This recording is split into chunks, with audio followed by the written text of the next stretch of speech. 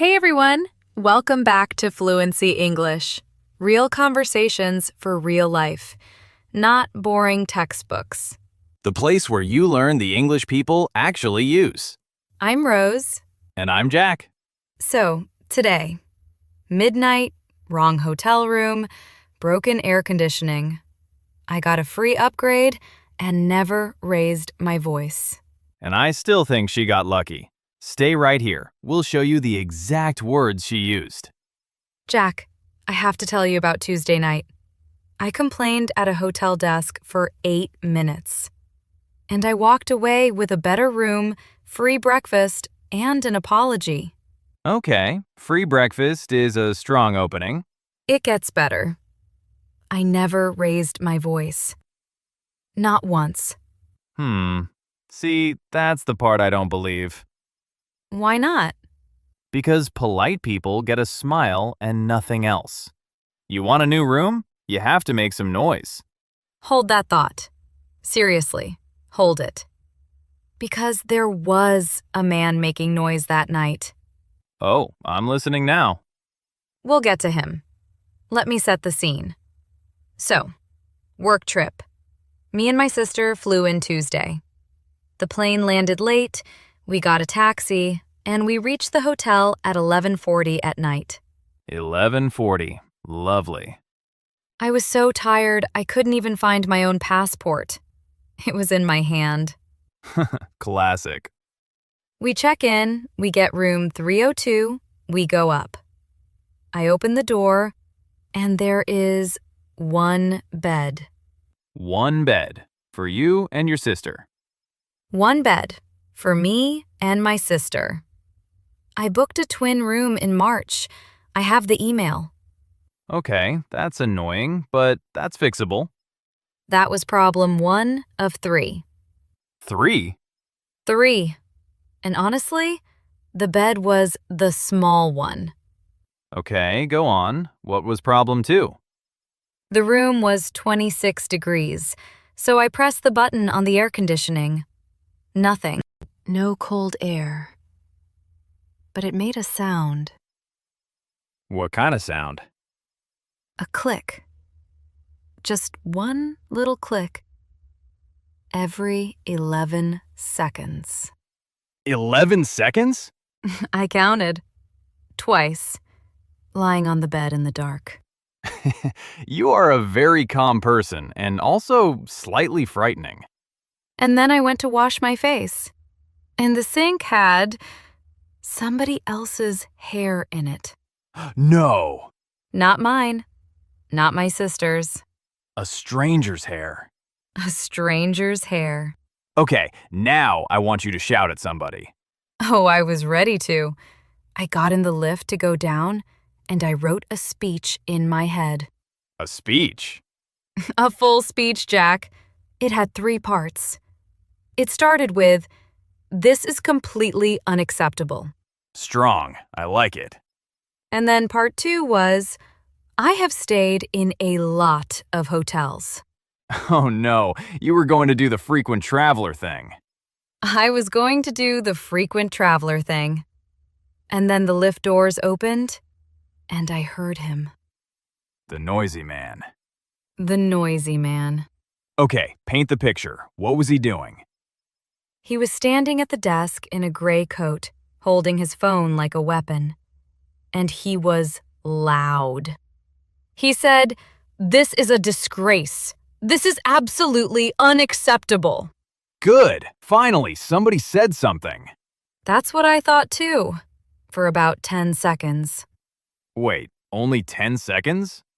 Jack, he talked for 4 minutes. And I stood there, and I listened to all of it. And in 4 minutes, he never once said what was wrong. What do you mean he never said what was wrong? He said the service was terrible. He said he was disappointed. He said, "I will never stay here again." But he never said which room. He never said what was broken. And he never said what he wanted. Huh. Okay, but the woman at the desk knew he was angry. She knew he was angry. She didn't know what to type. All right, but I'm still going to push back on you here. Please do. In my experience, the loud person gets dealt with first. Not because it's fair, because staff want them to stop. The quiet, polite person waits. Every time. Okay, that's fair. You're right about the speed. Loud people do get attention faster. But attention and help are two different things. Say more. He got attention for 4 minutes, and I watched him walk away with nothing. Nothing at all? She said sorry about 11 times. He got no room, no discount, nothing. Okay, that's a bit satisfying, and I feel bad about that. Don't feel bad. Feel curious. Because then it was my turn. And you had your 3-part speech ready. I forgot every single word of it. Of course you did. And honestly, I think that saved me. And look, if you've ever stood in a queue with a whole speech in your head and then said none of it, yeah, same. Every time. Every single time. So I walked up, and I just said the simplest thing. I said, "Sorry to bother you, but there's a problem with room 302. Sorry to bother you. After midnight, to the woman who just got shouted at. Her whole face changed, Jack. I bet it did. Her name was Marta, by the way. It was on her badge. That matters later. Okay, so what did you actually say? Give me the words. One thing at a time. That was the rule I gave myself. I said, "I'm afraid this isn't the room I booked. I booked a twin room and there's one double bed." That's it? No drama? No, I have stayed in a lot of hotels. No drama. And here's what's funny. "I'm afraid" sounds soft, right? Like you're apologizing. Right, it sounds weak to me. It's not weak. It's just a door opener. The soft part is "I'm afraid." The hard part is the fact right after it. So the softener buys you the sentence. Exactly. It buys you the sentence. And she fixed it straight away? No, this is where it got interesting. She looked at her screen and she said, "I'm sorry, the system says double." Oh, so now she's telling you that you're wrong. Basically, yes. This is the moment.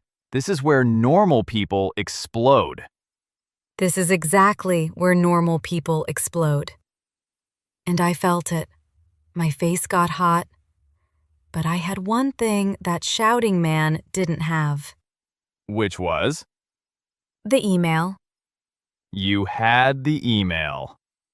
Twin room, 2 guests, the 14th to the 16th. On my phone, right there.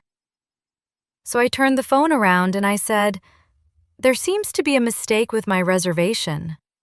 There seems to be a mistake. Not you made a mistake. There you go. That's the whole trick in 4 words. The mistake exists. Nobody made it. Nobody made it. It just appeared. Like the hair in the sink. Oh, we're bringing back the hair. We are absolutely bringing back the hair. Okay, so she sees the email. Then what? She goes quiet. She types. And then she says the worst possible sentence. Which is? "I'm afraid we're fully booked tonight." Oh, come on. Fully booked. Midnight. 1 bed. Clicking air conditioner. And a stranger's hair. And a stranger's hair, which I hadn't even mentioned yet. You were saving it. I was absolutely saving it. So, what do you do when they say no? Because that's the real question, isn't it? Anyone can be polite when the answer is yes. That's such a good point. Nobody teaches that part. So here's what I did. I put the other 2 problems on the table. I said, I understand it's not your fault, but the air conditioning doesn't seem to be working, and the room is 26 degrees. 26. A number. A number, not it's hot. 26 degrees. Okay, that is different. I'll give you that. And then I said, and I'm sorry, but the bathroom sink wasn't cleaned. And there it is. And there it is. What did her face do? She stopped typing, and she said, oh no, that one is not okay. So she offered you something. She offered me a fan. A fan? A fan and cleaning in the morning. Rose, at this point, I am shouting for you. I know, and I nearly did. But I asked myself one question. Which one? What do I actually want? Say that out loud, because the shouting man never did. Okay, so what did you want? 2 beds and cold air. That's it. That's the whole list. So I said, I'd really appreciate it if you could sort this out tonight. Would it be possible to move us to another room? And then I said the line I'm most proud of. Go on, give me the line. I said, or if that's not possible, is a discount easier for you? Wait, easier for her? Easier for her. You gave the person you're complaining to a choice. I gave her 2 doors instead of 1 wall. Okay, that's actually clever. But hang on, this is where I'd have asked for the manager. See, I think that's a mistake at that moment. Why? It's a normal thing to ask. I'd like to speak to the manager, please. That's a polite sentence. It's a polite sentence with a rude meaning. Say why. Because it tells the person in front of you, you're useless. Get me someone real. And that person was my only friend in the building. Okay, but sometimes the person genuinely cannot help. Sometimes they don't have permission. Then you have to go up. Yes, totally agree. But go up second, not first. Ask her first. Give her the chance to be the hero. And if she can't? Then you ask, is there anyone else who could say yes to this? Oh, that's softer. That's the same request wearing a coat. The same request wearing a coat. I'm stealing that. Fine, I'll allow it. I still think I'd have asked, though. And that's fair. We can both be right at midnight. Okay, Marta, screen, fully booked. What happens? She types for about 40 seconds. Nobody says anything. The lobby was so quiet, I could hear the printer. I'm actually tense and I know it ends well. And then she says, okay, I have room 511. She had a room! She had a room. Twin beds, higher floor. So she lied about being fully booked? No. And this is the bit that changed how I think. It was a room they keep back. For staff, for emergencies. She wasn't lying. She just wasn't allowed to use it for a bad mood. Wait, say that again? She's not allowed to give that room to a bad mood. She is allowed to give it to a broken air conditioner and a dirty sink. Because that's a reason she can type in. That's a reason she can type in.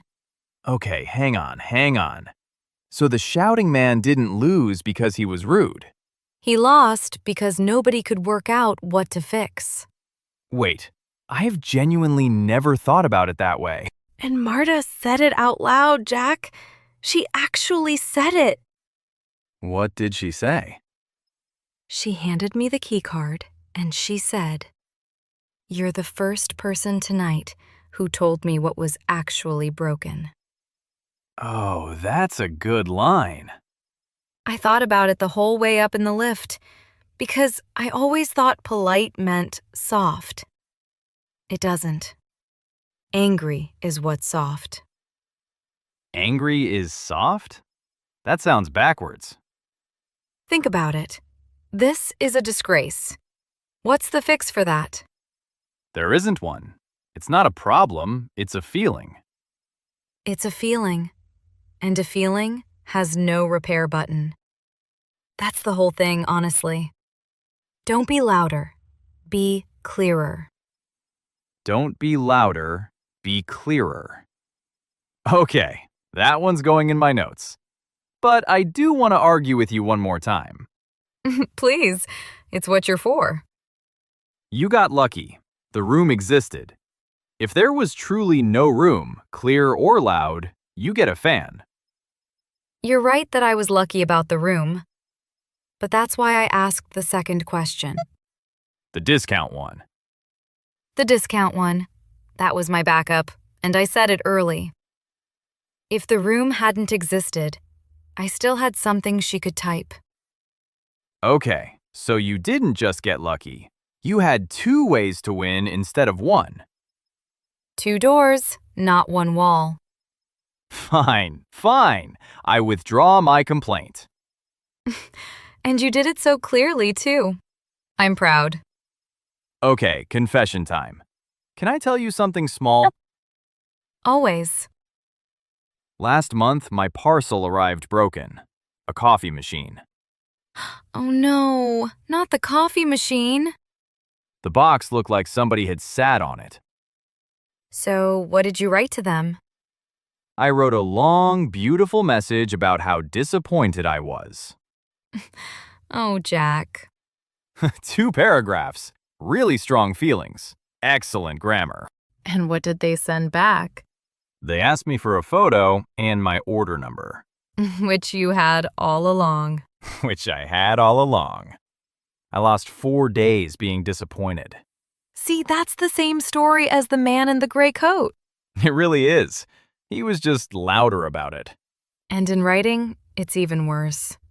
There's no voice, no smile, only the words. So short and clear reads as calm. And long and emotional reads as trouble. So what should I have sent? 3 lines. Order number, photo. The machine arrived damaged. Then, could you possibly send a replacement? That's it? That's the whole email? That's the whole email. Boring emails get refunds. Boring emails get refunds. Oh, that hurts. And it works in a shop, a restaurant, anywhere. Excuse me, sorry to bother you, but this isn't what I ordered. Same 3 moves, different room. Same 3 moves, different room. Did you get the machine in the end? Sorry, that's my question. I know how it ends. You're interviewing yourself now. I got the machine. Day 9. Day 9. 5 of those days were entirely my own fault. Okay, so 511. Was it good? Jack, it was on the top floor. 2 beds, cold air, a window you could open. And the sink? Spotless, completely, beautifully empty. No stranger. No stranger, just me and my sister and a very cold room. And the clicking? I lay there for a while, listening. Nothing. Not 1 click. I slept 9 hours. 9 hours. 9 hours. And then breakfast. Breakfast? Free breakfast. Both mornings. She put it on the card herself. She just gave you that? She said, for the trouble. And I said, that works for me, thank you, Marta. And I used her name on purpose. Ah, the badge. The badge. It costs nothing, and it changes everything. You know what's bothering me about this story? Go on. Most of us were never taught how to complain in another language. We learned how to say sorry. We learned how to say thank you. Nobody teaches you the sentence for, this is wrong, please fix it. That's so true. So people just say nothing, or they wait until they're furious and then it all comes out wrong. And then they sound rude in a language they were being careful in. Which is so unfair, because they were the polite one all along. Okay, give me the short version. What do people actually say? 3 moves. That's it. 1. Open the door. Sorry to bother you, but... Or, I'm afraid there's a problem with... Soft opening, hard fact. 2. Say the fact. One thing, with a number if you have one. The room is 26 degrees. The order came 40 minutes late. Not, the service here is terrible. Never that. That's just weather. And 3? 3. Ask for the thing you want. Out loud, as a question. Would it be possible to? Could you possibly? And the magic extra one, I understand it's not your fault. Oh, that one's free money. Use it every single time, Because now you're both looking at the problem. instead of looking at each other. Yeah, that's it. And most people have one saved up right now. The noisy neighbor, the wrong order, the thing you never said. You don't need braver words. You need smaller, clearer ones. Yeah, I was the same. I used to save them up for months. And write speeches and lifts. And write speeches in lifts that I never, ever gave. So what happened to your speech in the end? The 3-part one. It's still in the lift, Jack. Somewhere between floor 3 and reception. Waiting for the next guest. Waiting for a man in a gray coat. Oh, that's mean. That's very mean, and I loved it. Honestly, I hope he got his room in the end. He just needed 11 fewer feelings and one clear sentence. 11, like the clicks. Like the clicks. I did that on purpose.